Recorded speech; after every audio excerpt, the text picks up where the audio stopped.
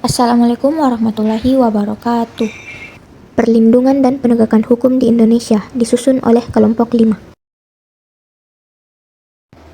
Biodata kelompok.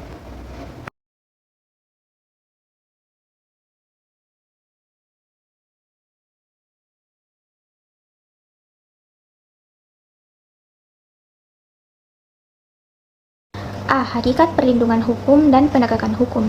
1. Konsep perlindungan dan penegakan hukum. Menurut Andi Hamzah, perlindungan hukum dimaknai sebagai daya upaya yang dilakukan secara sadar oleh setiap orang maupun lembaga pemerintah dan swasta yang bertujuan mengusahakan pengamanan, penguasaan, dan pemenuhan kesejahteraan hidup sesuai dengan hak-hak asasi yang ada. Definisi perlindungan hukum juga merupakan upaya hukum yang harus diberikan oleh aparat penegak hukum yang memberikan rasa aman, baik secara pikiran maupun fisik, atas gangguan dan berbagai ancaman dari pihak manapun. Suatu perlindungan dapat dikatakan sebagai perlindungan hukum apabila mengandung unsur-unsur sebagai berikut. A. Adanya perlindungan dari pemerintah kepada warganya. B. Jaminan kepastian hukum. C. Berkaitan dengan hak-hak warga negara. D. Adanya sanksi hukuman bagi pihak yang melanggarnya. Perlindungan hukum terhadap konsumen diatur dalam Undang-Undang RI Nomor 8 Tahun 1999 tentang Perlindungan Konsumen. Perlindungan hukum di Indonesia diberikan juga kepada hak atas kekayaan intelektual atau HAKI seperti Undang-Undang Nomor 28 Tahun 2014 tentang Hak Cipta, Undang-Undang Nomor 15 Tahun 2001 tentang merek, Undang-Undang Nomor 13 Tahun 2016 tentang paten, dan Undang-Undang Nomor 29 Tahun 2000 tentang perlindungan varietas tanaman dan sebagainya. Definisi penegakan hukum merupakan syarat terwujudnya perlindungan hukum. Kepentingan setiap orang akan terlindungi apabila hukum yang mengaturnya dilaksanakan baik oleh masyarakat ataupun aparat penegakan hukum.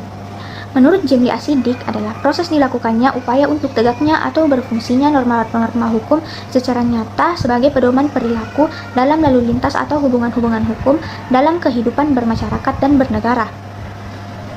Perlindungan dan penegakan hukum sangat penting dilakukan karena dapat mewujudkan hal-hal berikut ini. A. Tegaknya supremasi hukum. B. Tegaknya keadilan. C. Mewujudkan perdamaian dalam kehidupan di masyarakat. Menurut Sarjono Sukanto, keberhasilan proses perlindungan dan penegakan hukum tidaklah semata-mata menyangkut ditegakkannya hukum yang berlaku, akan tetapi sangat bergantung pada beberapa faktor, antara lain sebagai berikut. A. Hukumnya. B. Penegak hukum. C. Masyarakat. D. Saran atau fasilitas yang mendukung penegakan hukum. E. Kebudayaan. B. Peran lembaga penegak hukum dalam menjamin keadilan dan kedamaian. 1. Peran Kepolisian Republik Indonesia. Kepolisian Republik Indonesia atau sering disebut Polri merupakan lembaga negara yang berperan dalam memelihara keamanan dan ketertiban masyarakat, penegakan hukum, serta memberikan perlindungan, pengayoman, dan pelayanan dalam masyarakat dalam rangka terpeliharanya keamanan dalam negeri. Selain itu, dalam bidang penegakan hukum khususnya yang berkaitan dengan penanganan tindakan pidana sebagaimana yang diatur dalam KUHP Polri sebagai penyidik utama dan menangani setiap kejahatan secara umum dalam rangka menciptakan keamanan dalam negeri. Pasal 16 Undang-Undang Dasar Republik Indonesia Nomor 2 Tahun 2002 menciptakan keamanan dalam negeri telah menetapkan kewenangan sebagai berikut. A. Melakukan penangkapan, penahanan, penyenggeledahan, dan penyitaan. B. Membawa dan menghadapkan orang kepada penyidik dalam rangka penyidikan. 3. Peran Kejaksaan Republik Indonesia. Kejaksaan Republik Indonesia adalah lembaga negara yang melaksanakan kekuasaan negara khususnya yang di bidang penentuan merupakan tindakan jaksa dalam melimpahkan perkara pidana ke pengadilan negeri yang berwenang dalam hal yang menurut cara yang diatur dalam undang-undang dengan permintaan yang diperiksa dan diputus oleh hakim di sidang pengadilan. Keberadaan Kejaksaan Republik Indonesia diatur dalam Undang-Undang Republik Indonesia Nomor 16 Tahun 2004 tentang Kejaksaan Republik Indonesia. Berdasarkan undang-undang tersebut, Kejaksaan sebagai salah satu lembaga penegak hukum dituntut untuk lebih berperan dalam menegakkan supremasi hukum, perlindungan kepentingan umum, penegak hak asasi manusia, serta memberantaskan korupsi dan nepotisme. KKN atau dibilang KKN. Adapun yang menjadi tugas dan wewenang kejaksaan dikelompokkan menjadi 3 bidang. Berikut A. Bidang pidana. 1. Melakukan penuntutan. 2. Melaksanakan penetapan hakim dan putus pengadilan tertentu berdasarkan undang-undang. 3.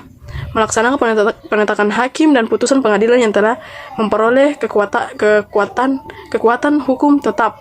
B. Di bidang perdata dan tata usaha negara, kejaksaan dengan hukum khusus dalam bertindak baik dalam maupun di luar pengadilan untuk dan atas nama negara atau pemerintah.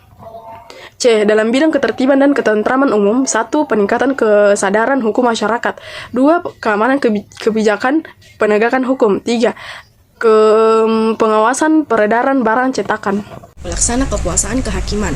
Hakim adalah pejabat umum yang diberikan wewenang untuk mengadili, memutuskan perkara-perkara yang tidak bertanggung jawab dan memimpin perkara hukum yang diajukan ke pengadilan mahkamah.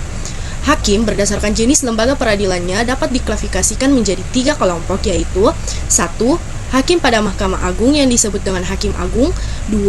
Hakim pada badan peradilan yang berada di bawah Mahkamah Agung, yaitu dalam lingkungan peradilan umum, lingkungan peradilan agama, lingkungan peradilan militer, lingkungan peradilan tata usaha negara, dan hakim pada pengadilan khusus yang berada dalam lingkungan peradilan tersebut.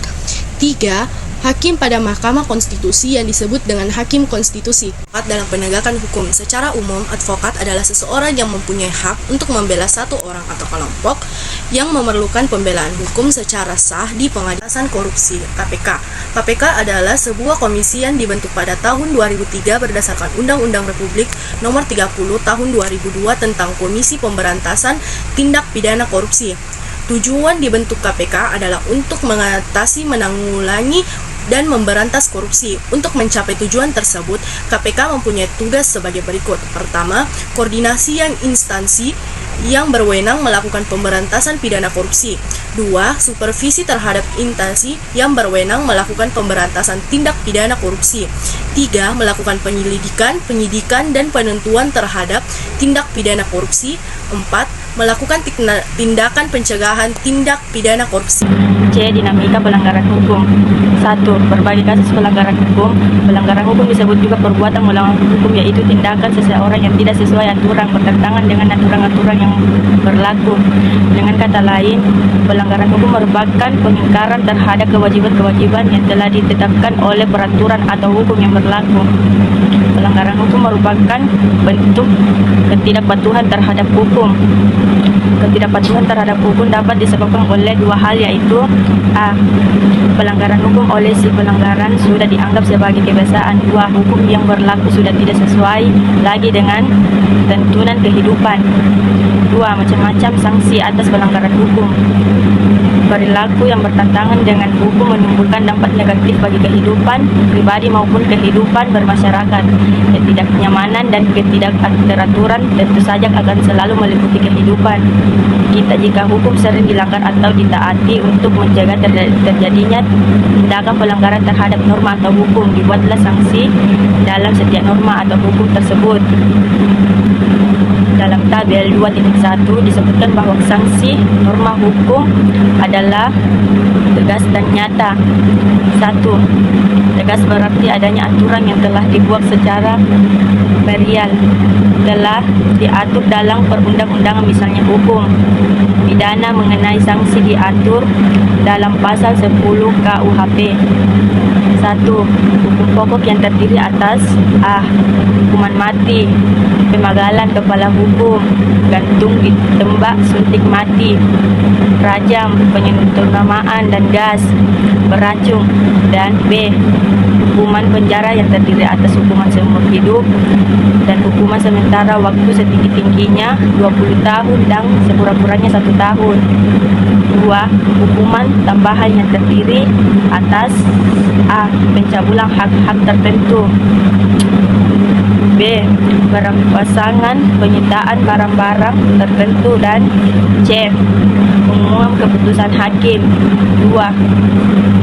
Nyata berarti adanya aturan yang secara material telah ditetapkan kadar beban berdasarkan perbuatan yang dilanggarnya. Contoh, pasal 338 KUHP menyebutkan barang siapa sengaja melepasnya orang lain diancam karena pembunuhan dengan pidana penjara paling lama 15 tahun.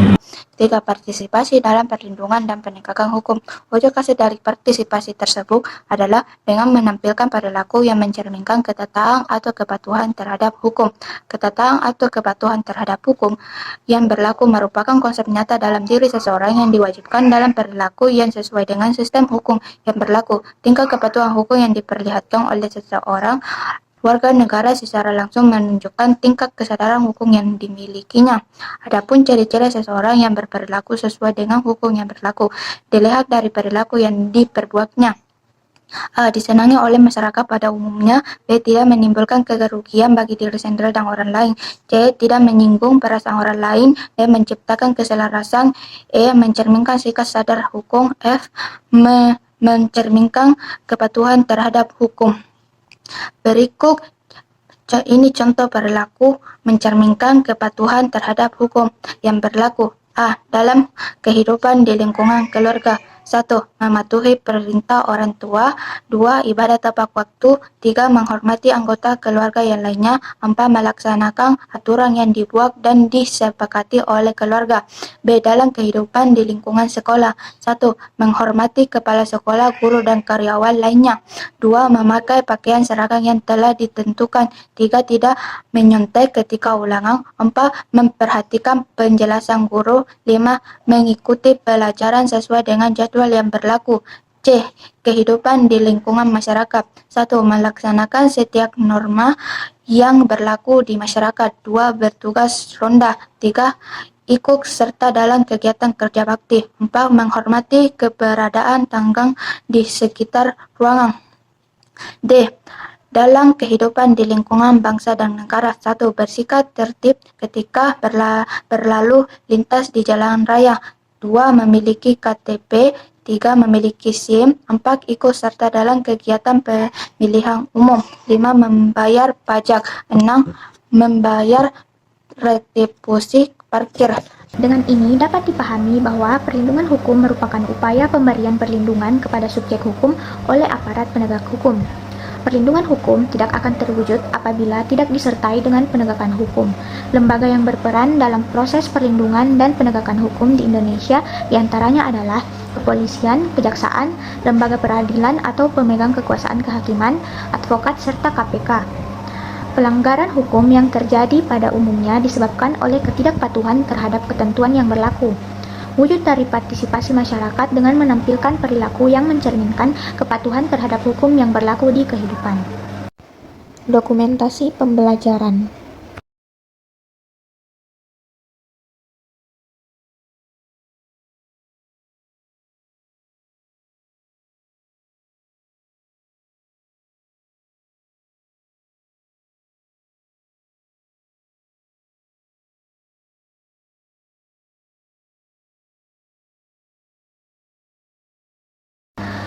Baik, cukup sekian presentasi dari kami. Jika ada kekurangan dan salah kata, mohon dimaafkan.